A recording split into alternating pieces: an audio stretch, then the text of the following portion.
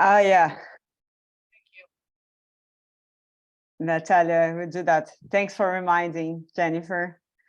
So, welcome everybody. I hope you had a good time. Yeah, getting to know each other. I think one of the most interesting pieces of these webinars that we are having is precisely to have this personal connection, and yet something that you can take forward as a new relationships that working in this global space we can create, and that maybe we wouldn't get this opportunity otherwise.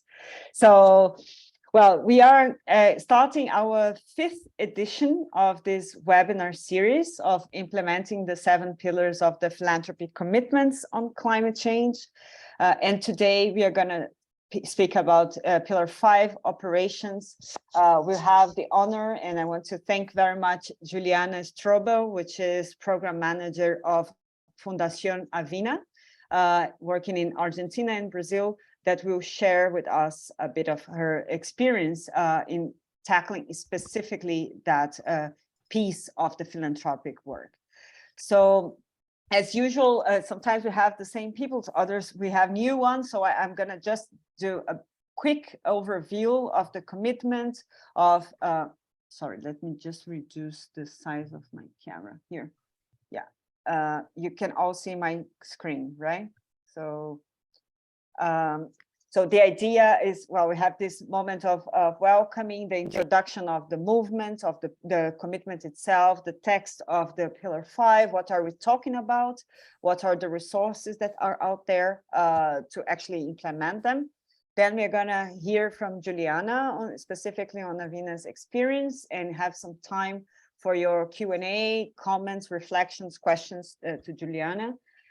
Then we have our moment of peer exchange. We'll divide ourselves in 2 or 3 breakout groups. So we're going to get a bit deeper into your own experiences, your own questions, your own challenges.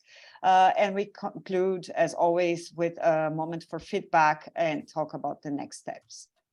So for those especially that are new to this space, just a reminder that the International Philanthropy Commitment on Climate Change is a call to all foundations, regardless of their missions, status, or geographic location, to come together and signal their commitment to climate action.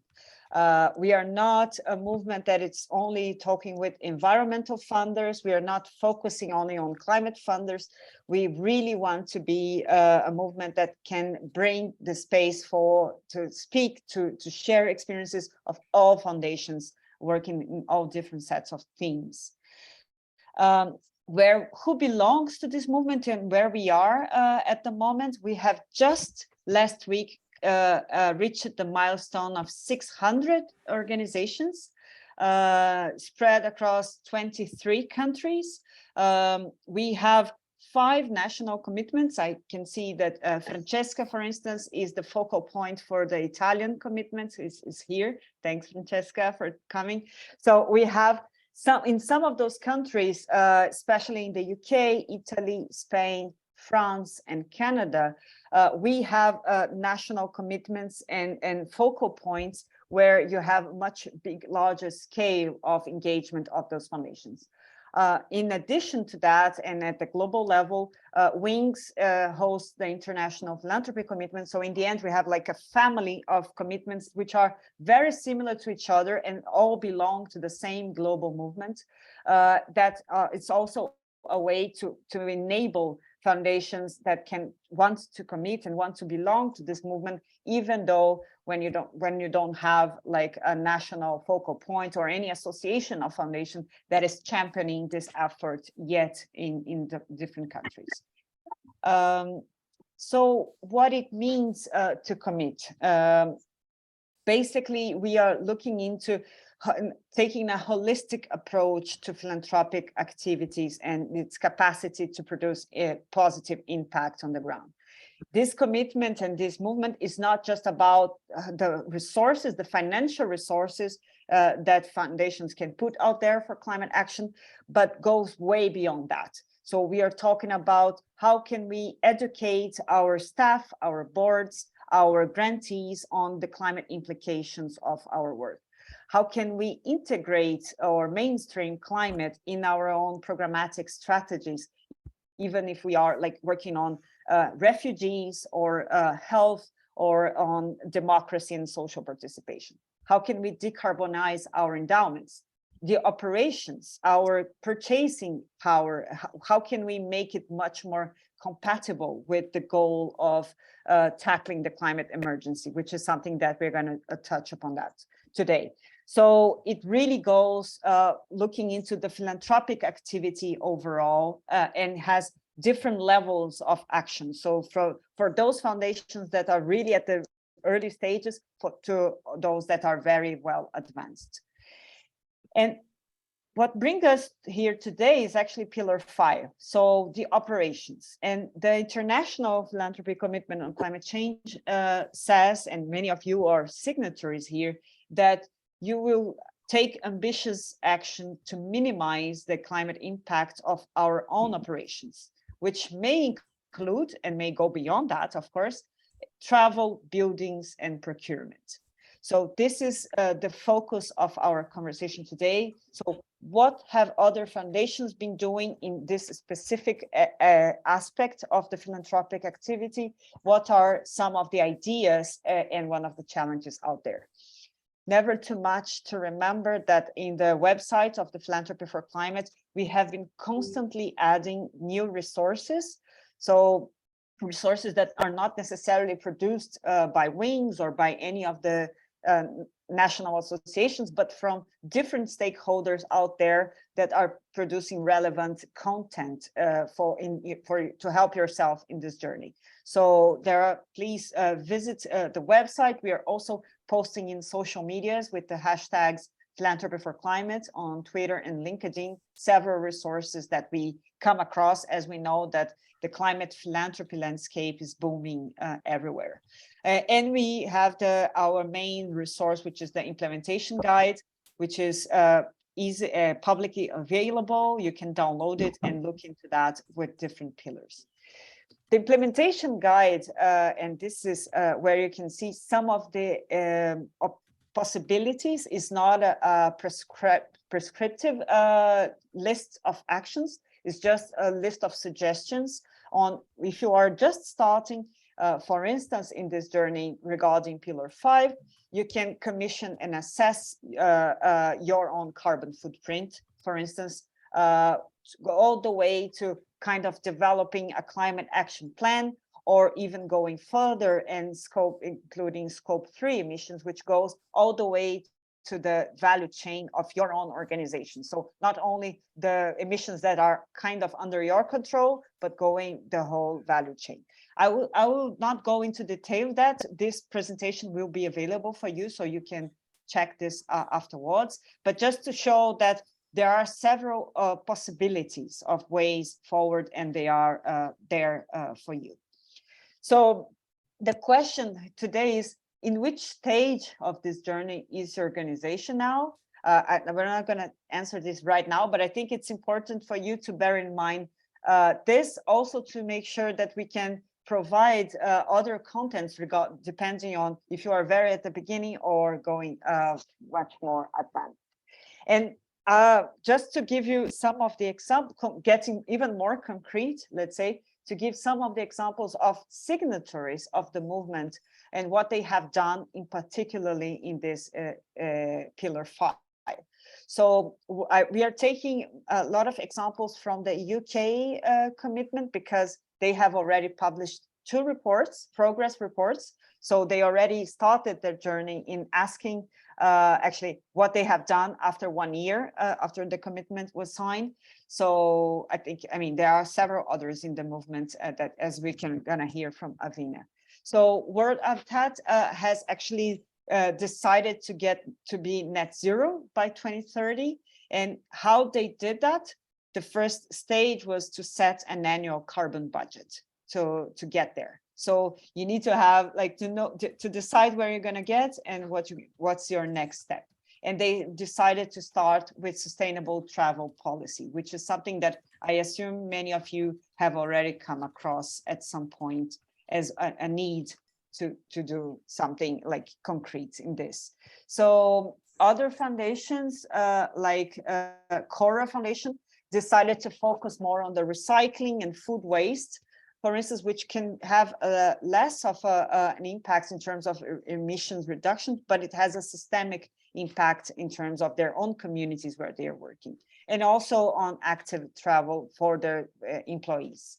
The Quartet Community Foundation, also in the UK, they decided to go with a full environmental audit with their operations and on their buildings. So I think we usually tend to see, and actually that travel emissions are actually the biggest problem for philanthropies overall, but buildings are also an issue. Depending on how many real estate foundations have, this could be quite big.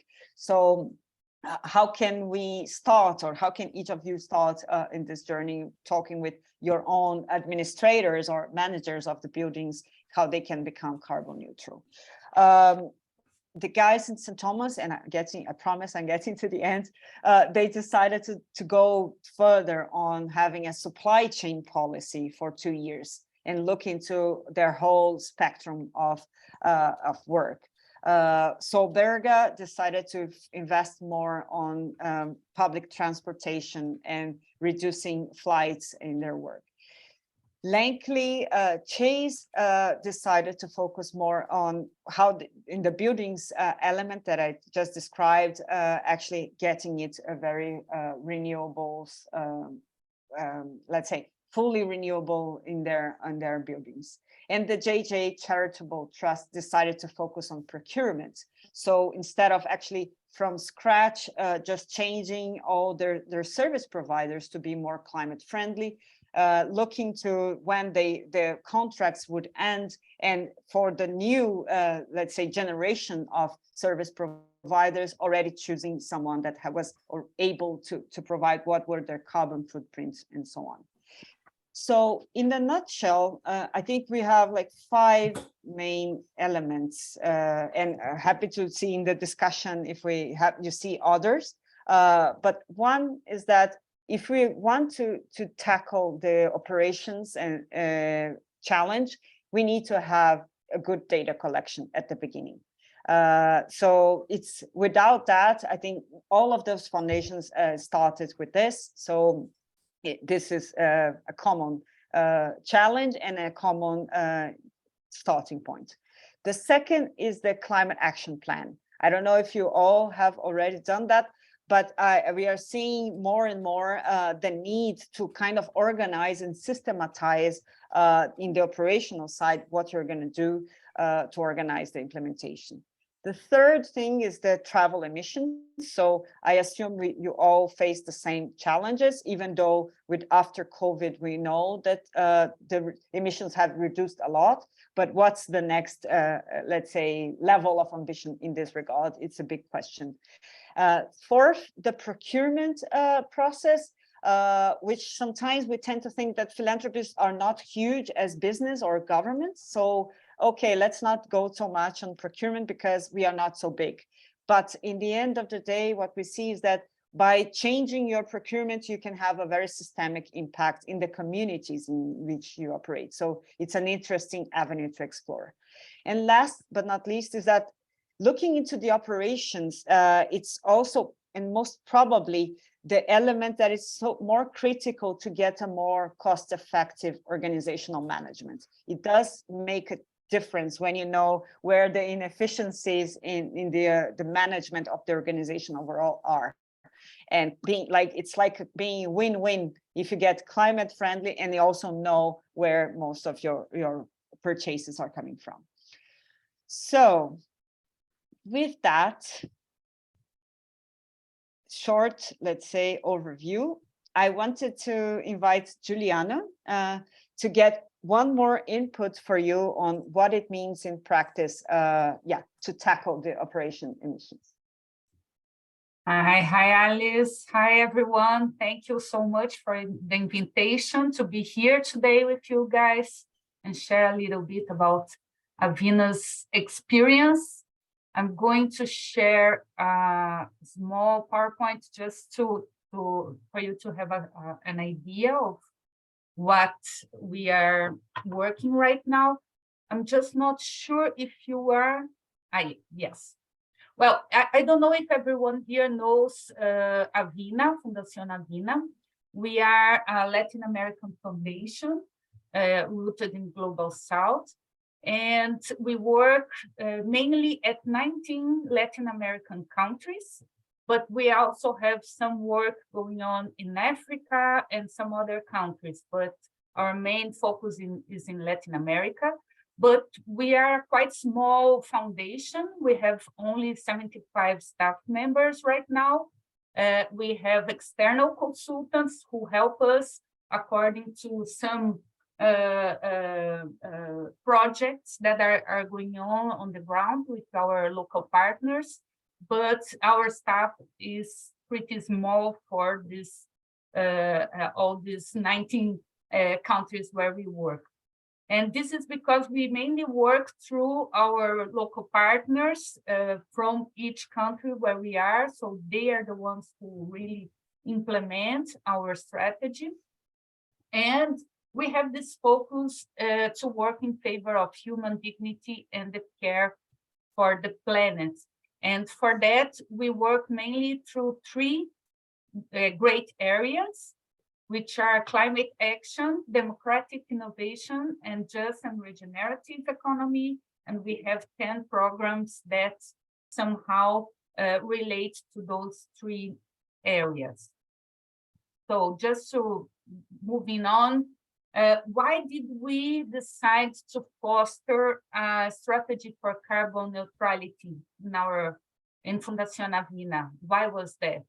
Well, AVINA works within the climate agenda since 2004. Maybe we didn't call it like that in that time, but we worked in the Amazon since this year, and by helping and contributing together with our local partners in the conservation and recovery of the forests. We are also working with circular economy, the transformation of the energy metrics in some of the countries, as well as urban and rural resilience and strengthening climate governance in the region and globally.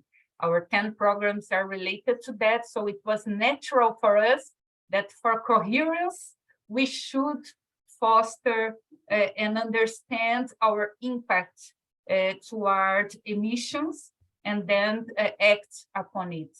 And we also observed this urgent context that we are right now of climate emergency, and we need concrete actions to face this global situation. That is why in 2019, we decided to develop an institutional strategy to build the internal enabling conditions to reach this carbon neutrality in 2025. We know it's not from the night to the next day that we are going to be carbon neutral. It's not easy. It demands resources, time, and political will to do it. And but we understand that we need to take each step towards this goal. No? So the idea is really first to measure our CO2 emissions, to know ourselves what kind of impact do we create through our operations. Then first priority is to reduce these emissions. And after all, what's not possible to reduce, then yes, we try to compensate it. So in 2019, AVINA published a climate emergency declaration, where we commit to reduce our emissions and promote urgent actions. This commitment had three main focus. The first one was to commit to prioritize reducing and then compensating our emissions. We also wanted to guide our 10 programs to transversally seek transformational impacts in climate change. AVINA don't work only with environmental issues. We work also with a lot of social issues, but we see opportunity of working with climate in, for example, recycling issues, in sustainable cities issues, of course, in migrations issues. So we want to have the climate change transversally considered in each program strategy.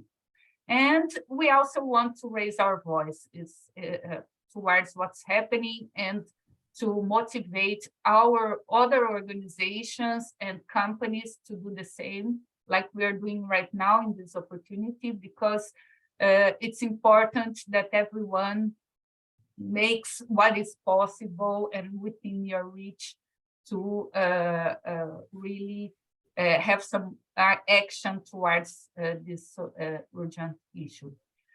The first thing is to do it is that it requires political will from the senior management of our foundation. So our CEO, our CFO, our COO, all of them were really worried and wanting to do it. And this was really important to have this declaration published, and also to have inside AVINA Foundation our start activities that really led us to begin changes in our operations. And another very important thing is the awareness and commitment of our employees.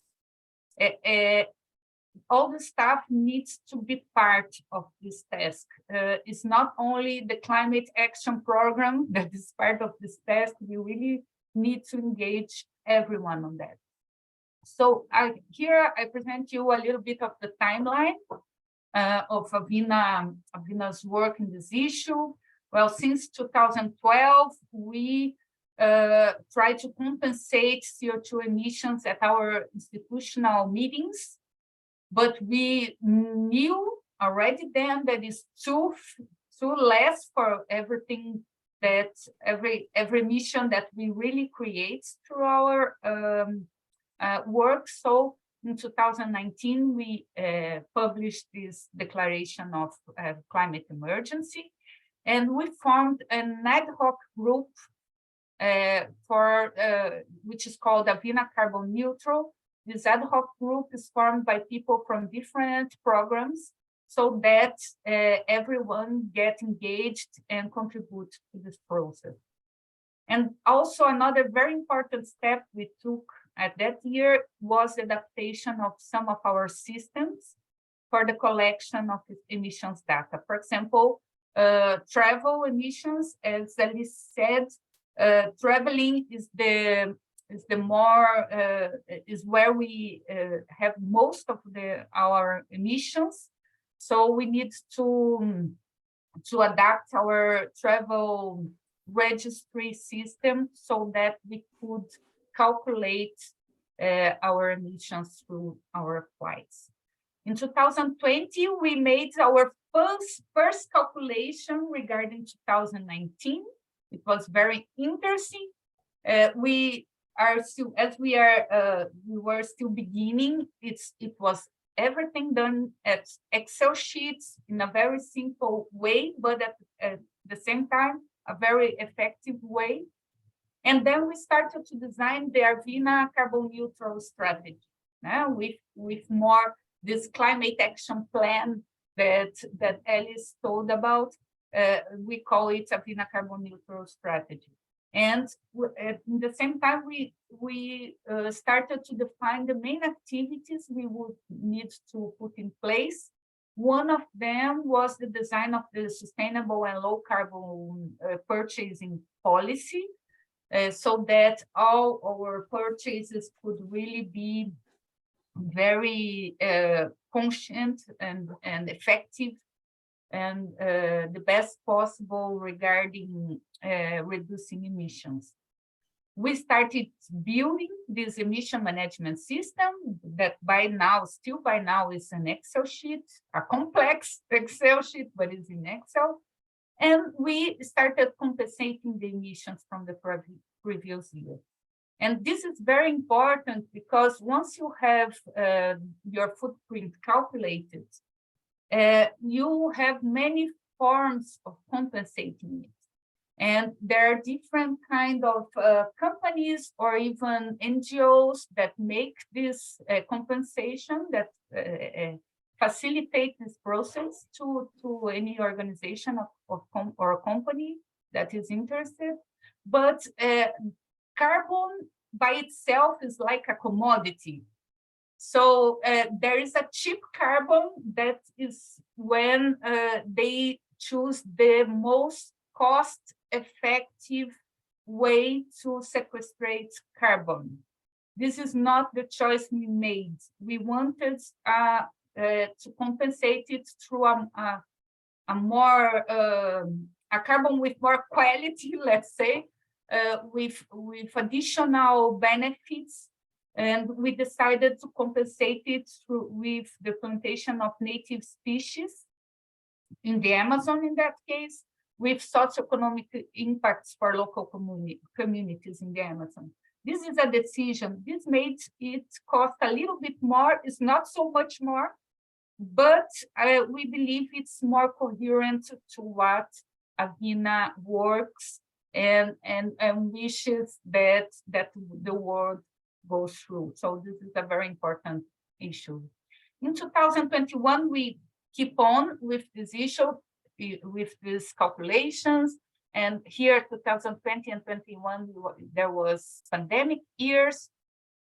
And we were a little bit slower also in the traveling, but we kept on calculating emissions. By now, in 2022, 23, 24, these 3 years, we want to strengthen these measures to reduce emissions mainly. We are learning from what we've done up to now, and we want to strengthen it a little bit, having more concrete goals, for example, regarding traveling. But we are still working on that. And we are now going to start the design and implementation of this strategy for Scope 3, to compensate emissions from AVINA's portfolio, our value chain. This is the most challenging one, and I will say a little bit about it afterwards. Our goal is to, up to 2025, that we really are carbon neutral and maybe get this ISO certification. We want it to be recognized and also to motivate others to do the same. Well, regarding measuring emissions, here I have a print of a system that we have that I will show to you as well. In the system here, we have put all those information from the Excel sheet at a Power BI so that all the organization, all employees could see how our emissions are, in which program is our emissions, per person, how much do we emit. So it's some simple way to organize the information, and the goal here is to engage everyone. So we can see, for example, in 2009, our emissions, how many trees were planted, how many tons of CO we have avoided through our practices. And then we see that in 2020, for example, it has reduced a lot because of the pandemics, the same with 21. But so the people can play here a lot and take a look. I would like to show, for example, we have information per countries, and this is very interesting because, of course, some countries have more employees, but also have a different energy metrics, which has also an impact at our emissions. Now, so if we see here at this blue graphic, we see that Argentina, for example, have more emissions, but in the same time, we have more employees in Argentina.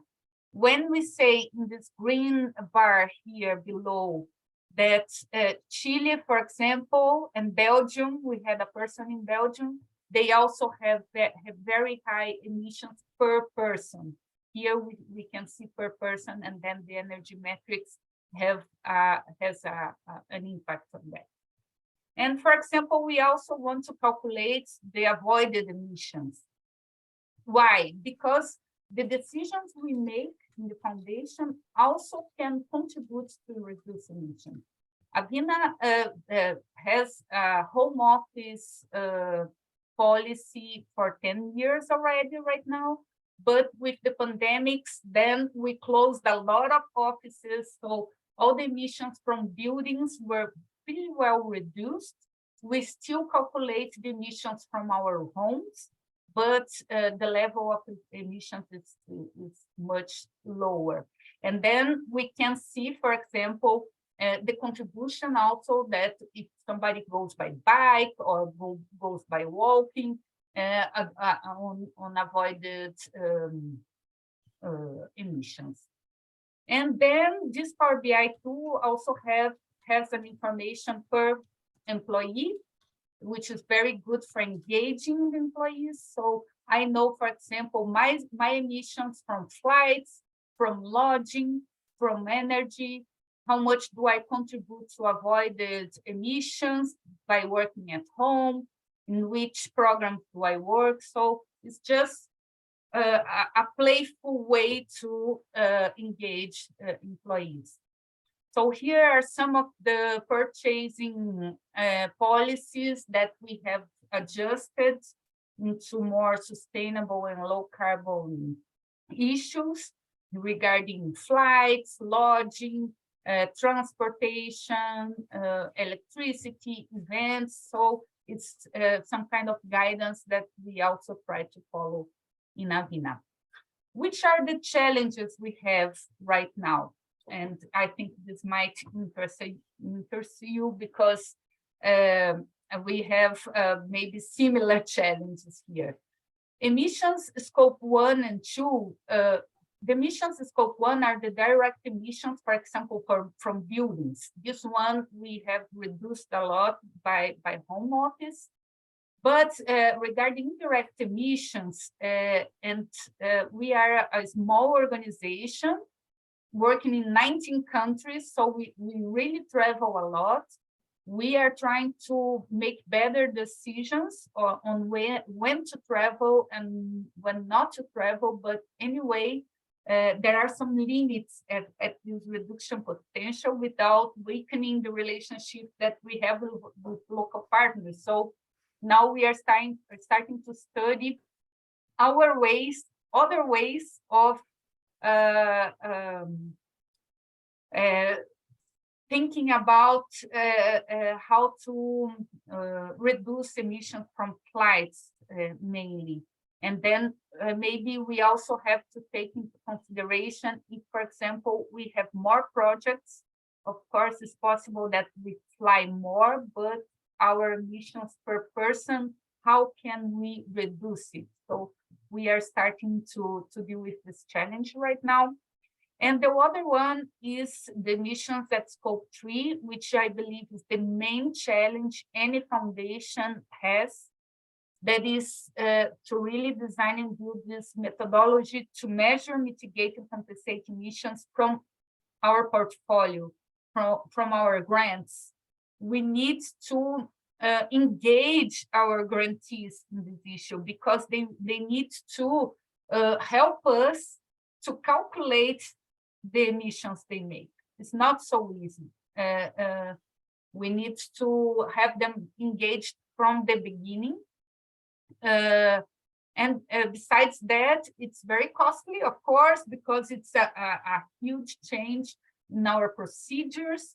It demands some kind of technology so that it is more easy, it's easier to do. And we need capacity building to really make this happen. This is the main challenge we have right now. And we hope till 2025, we at least starting getting a solution on that. Well, there are some opportunities as well. I believe the first of all, is to be coherent to our work, any foundation work. Now, when we take this climate action seriously, we are being coherent with our work, being part of the solution, and actually climate action begins at home. We really value initiatives as this one, we acted now, this Philanthropy for Climate initiative, and thank you so much for being part of this, because we believe all this process is a common challenge. Now, measuring, reducing, and compensating is a common challenge, and not only for foundations, but for the humanity. And if we are together and have this space to exchange practices, methodologies, and learn from each other, I believe we are in a better position to make it better and better for all as well. Well, that's it. Thank you so much for your attention. And if you have any questions, please let me know. Thanks a lot, Juliana. I think it was a very, very comprehensive, actually, overview. Let's see. We still have like 5 minutes for questions, comments, remarks. Please, whoever wants to jump in, please do.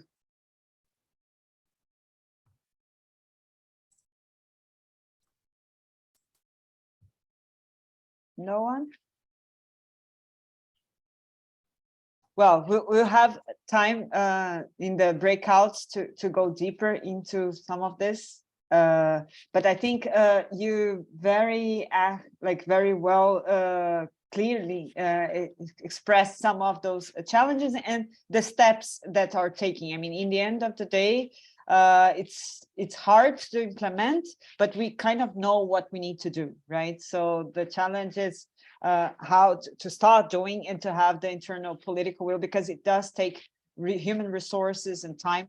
One question just I have for you before we go to breakout groups is, how many people inside AVINA are actually leading this work? Do you have a kind of a unit that take care of all this measurements and this data collection? How?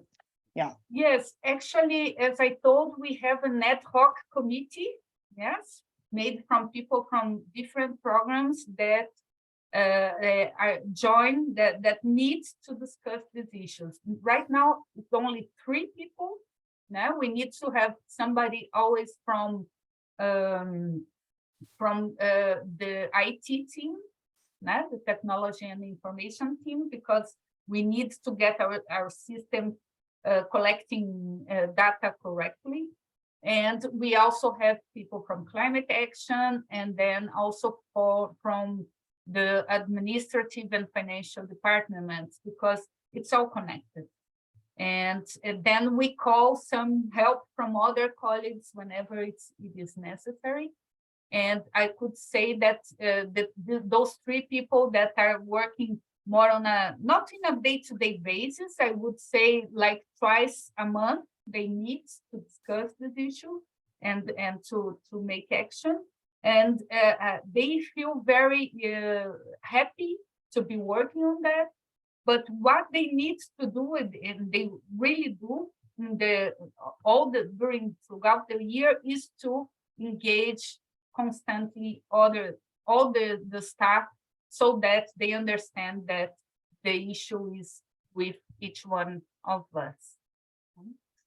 Okay, great. And yeah, then I just saw here, I'm sorry, Jennifer's comment, and I thank you, Jennifer, for your comment. I believe it's something that we could think about, a small article, so that we can share a bit more of this to other organizations. Thank you for your... And there is another question for you from Carmen. How do you calculate the avoided emissions? And she says she loves the dashboards and how it helps with employee engagement. Yes. The dashboards is a very good strategy for engaging, Carmen. And Actually, the avoided emissions have to do with everything that we do, that we once did, that we don't do anymore, and by that we don't emit anymore. For example, AVINA had at least 20 offices. Yes, each office, and we know at scope 1, the buildings are one of the main sources of emissions. So when AVINA decides to permit home office, and then of course we do calculate something similar, but only for the room where I am right now, not for a whole office, then you are avoiding emissions.